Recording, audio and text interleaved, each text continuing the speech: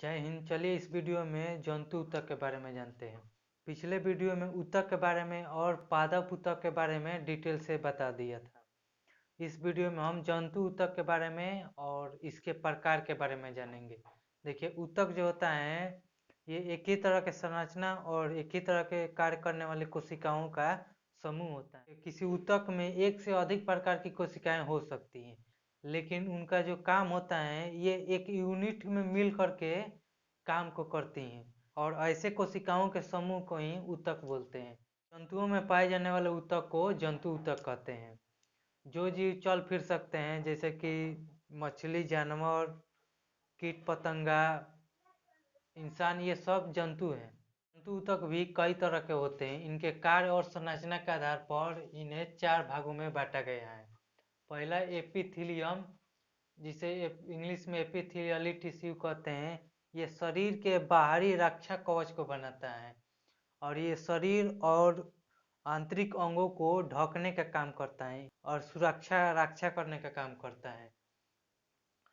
और ये एक अंग से दूसरे अंग को अलग करता है और ये अवरोध का काम भी करता है। ये अंगों के ऊपर अस्तर की तरह ढके हुए रहता है। इसकी कोशिकाएं बहुत पास पास रहती हैं और इनकी कोशिकाओं के बीच में खाली स्थान नहीं होता है। शरीर में जो भी पदार्थ बाहर से आता है या फिर शरीर से बाहर निकलता है, इसकी परत से होकर के अवध से गुजरता है। शरीर के आंतरिक अंगों के बीच में पदार्थों के आदान प्रदान करने में सहायता करता है। इसकी कोशिकाओं के नीचे एक रेशेदार झिल्ली होती है जो दूसरी कोशिकाओं से इसे अलग करती हैं। ये कई प्रकार की होती हैं। इनके संरचना और विशेषता के आधार पर कई तरह से बांटा गया है।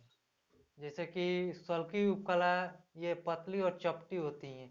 ये मुख्य और रक्त नलिका और कुपिका, फेफड़े के जो सांस लेने की कुपिका होती हैं जिसे एल्वियोली बोलते हैं, ये उसके स्तर को बनाती हैं। त्वचा के ऊपर भी ये पाई जाती हैं। त्वचा के ऊपर ये कई परत में पाई जाती हैं जिसके कारण इसे स्तरित सल्की भी कहते हैं। इसकी कोशिकाएं चपटी और इसका केंद्रक भी चपटा होता है। और दूसरी प्रकार की घनाकार एपिथीलियम में ये कुछ पदार्थों को उत्सर्जन करती हैं और सहारा भी देती हैं। ये वृक्क नलिका और लार नली में ये पाई जाती हैं।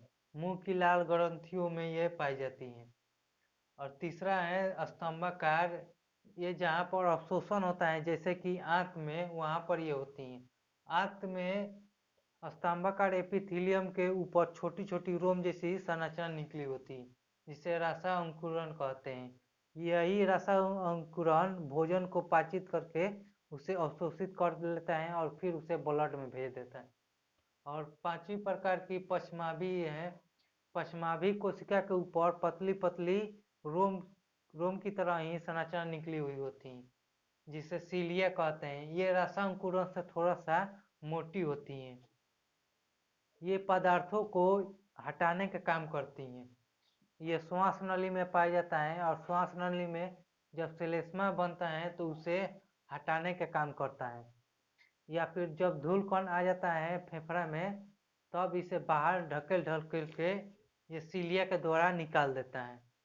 ये अंडवाहिनी भी में पाया जाता है जिसे फेलोपियन ट्यूब बोलते हैं, ताकि अंडा एक ही दिशा में गति करे। और पांचवी प्रकार के ग्रंथिल एपिथीलियम है। ये घनाकार का ही विशेष रूप है। जब ये ग्रंथि के रूप ले लेती हैं तब इसे ग्रंथिल एपिथीलियम कहते हैं।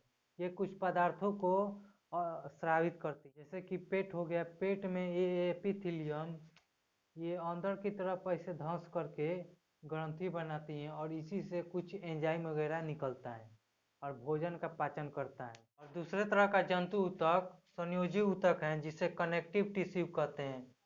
ये मुख्य रूप से शरीर को जोड़ करके रखता है। जैसे कि हड्डी हो गया, ये पूरे शरीर को एक ढांचा प्रदान करता है और जोड़ पूरे शरीर को जोड़ करके रखता है।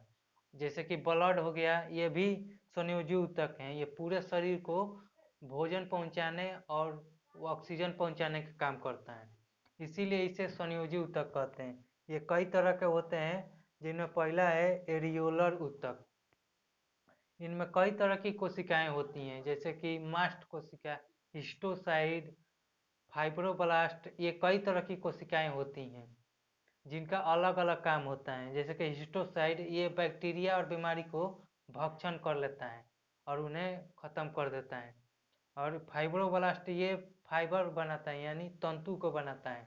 और मास्ट कोशिका ये 3 तरह के प्रोटीन को बनाती हैं, जिसमें सीरोटोनिन प्रोटीन, हेपरिन प्रोटीन और हिस्टामिन प्रोटीन, ये 3 तरह की प्रोटीन को बनाती हैं। इनमें 2 तरह का तंतु पाया जाता है, जिनमें होता है पहला पीला तंतु और दूसरा श्वेत तंतु। और दूसरी तरह के संयोजी ऊतक जिसे वासा या एडिपोज ऊतक भी बोलते हैं। वासा या एडिपोज ऊतक की कोशिकाओं में वासा भरा होता है। वासा जिसे चर्बी बोलते हैं, ये तेल की तरह होता है, चिपचिपा। ये मुख्य रूप से चोट लगने से बचाता है और ऊष्मारोधी का काम करता है। जो जीव बर्फीले और पहाड़ी एरिया में पाए जाते हैं उनमें वासा यानी फैट ज़्यादा होता है, जिसके कारण उन्हें ठंड से बच सकते हैं। और जिनमें ज़्यादा फैट होता है उन्हें चोट भी कम लगता है और ठंडा से भी वो बचे रहते हैं। महिलाओं में फैट थोड़ा ज़्यादा होता है, जिसके कारण उन्हें ठंड कम लगती है। तरह का संयोजी ऊतक जिसे स्नायु या इसे टेंडन कहते हैं, ये इनमें कोशिकाएं बहुत कम होती हैं। इनमें ज़्यादातर रेशा होता है, तंतु होता है, जो मायोसिन का बना होता है। इस ऊतक में कोशिकाएं बहुत ही कम होती हैं और इनमें मैट्रिक्स ज़्यादा होता है। मैट्रिक्स कोशिकाओं के बाहरी जो पदार्थ होता है जिनमें कोशिकाएं धसी हुई होती हैं उन्हें मैट्रिक्स कहते हैं। हिंदी में उन्हें अधात्री बोलते हैं। और चौथी तरह के ऊतक कांड्रा या इसे इंग्लिश में लिगामेंट बोलते हैं। इनमें भी कोशिकाएं बहुत कम होती हैं और इनमें भी फाइबर जाली की तरह फाइबर होता है और इनका फाइबर टेंडन से थोड़ा सा ज़्यादा मोटा होता है और ये थोड़ा पीला होता है। ये भी कोलेजन फाइबर का बना होता है। टेंडन जो है ये मांस को यानी मांसपेशियों को हड्डी से और मांस को मांस से जोड़ता है। और लिगामेंट जो है ये हड्डियों को हड्डी से जोड़ता है और मजबूती से पकड़े रहता है। जैसे कि जो खोपड़ी जो होता है इनमें कई तरह की हड्डियां होती हैं और ये एक दूसरे से ये लिगामेंट से जुड़ी हुई होती हैं। ये बहुत ही मजबूत पकड़ होता है। और पांचवी तरह की संयोजी ऊतक अस्थि या हड्डी है, जिसे बोन बोलते हैं।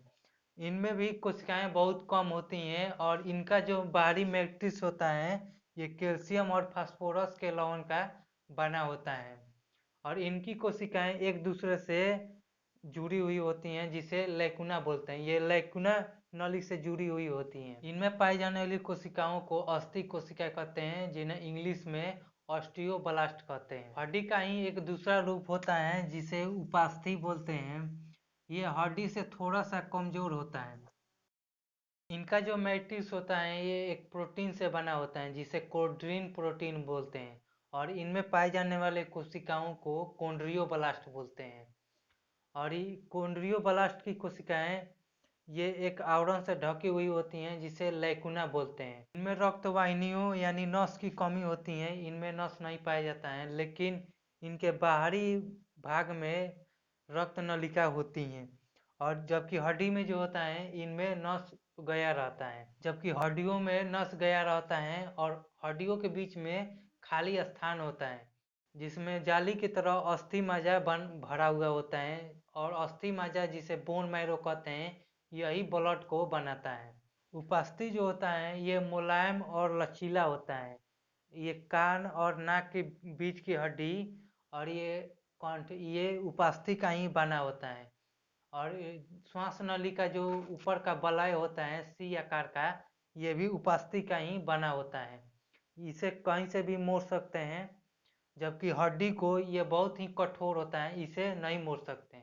मोड़ेंगे तो टूट जाएगा। जो संयोजी ऊतक होता है उसे तरल या संवहनीय ऊतक बोलते हैं, जिसमें मुख्य रूप से होता है ब्लड और लसिका। ये दोनों मिलकर के संवहनीय ऊतक यानी तरल ऊतक बनाते हैं।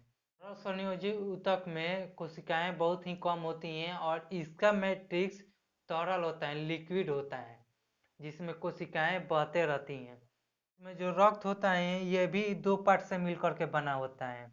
एक होता है तरल भाग इसका, जिसे प्लाज्मा बोलते हैं। और प्लाज्मा में ही ठोस भाग जिसे रुधिर कणिका बोलते हैं ये तैरते रहता है। जैसे चाय में चाय पत्ती तैरता है, वैसे ही प्लाज्मा में ये रुधिर कणिका तैरती रहती हैं।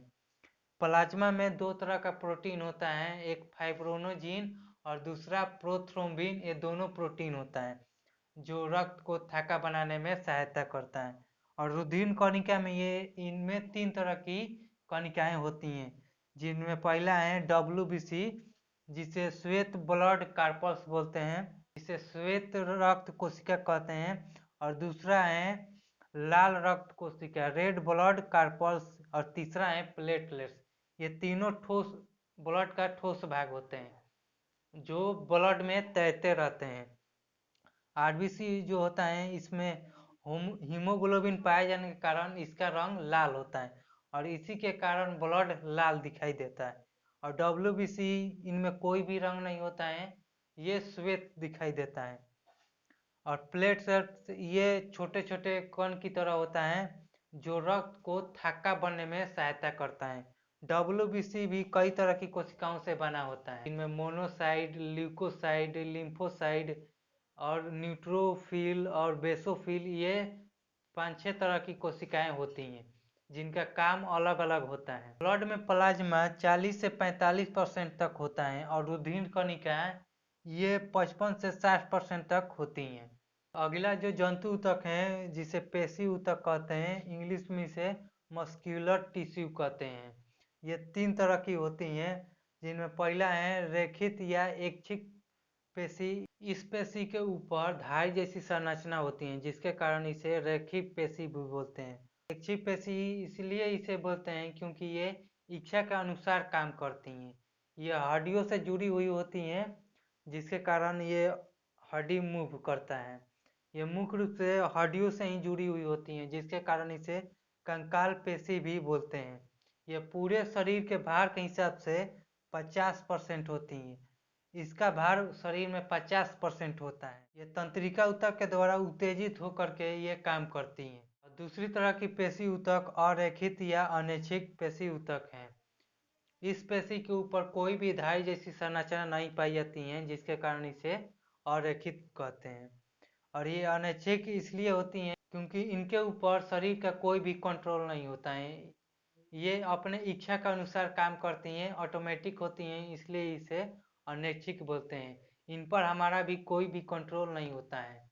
जैसे कि जो आहार नाल होता है ये अनैच्छिक पेशी ऊतक के ही बना होता है, क्योंकि हम जब खाना खाते हैं तो सिर्फ हम मुंह तक ढकेलने के लिए ही काम करते हैं, बाकी यहाँ से ये ऑटोमेटिक ये भोजन को नीचे ढकेल लेती हैं और पाचन कर लेती हैं।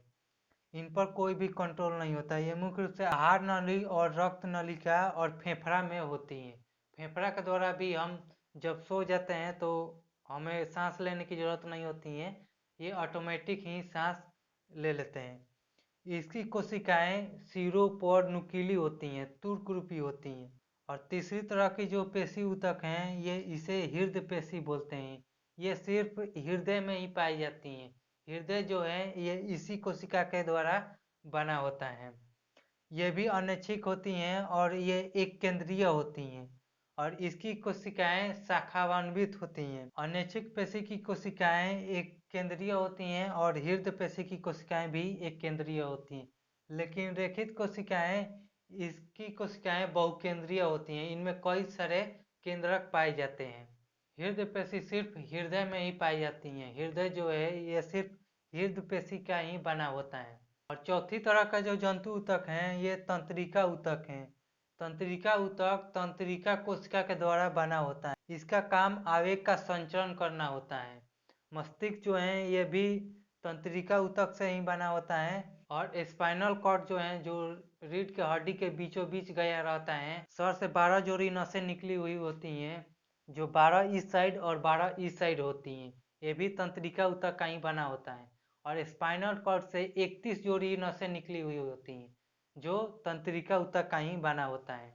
यह तंत्रिका ऊतक शरीर में तंत्रिका तंत्र को बनाता है और ये शरीर के अन्य भाग से सिग्नल को इकट्ठा करके ब्रेन तक भेजता है और ये ब्रेन से फिर सिग्नल को शरीर के अन्य भाग तक भेजता है, जिसके कारण शरीर में कोई भी क्रिया होता है जैसे कि हाथ पैर का मुड़ना या फिर भोजन का पाचन, ये सब तंत्रिका ऊतक के द्वारा भेजे गए सिग्नल के द्वारा ही होता है।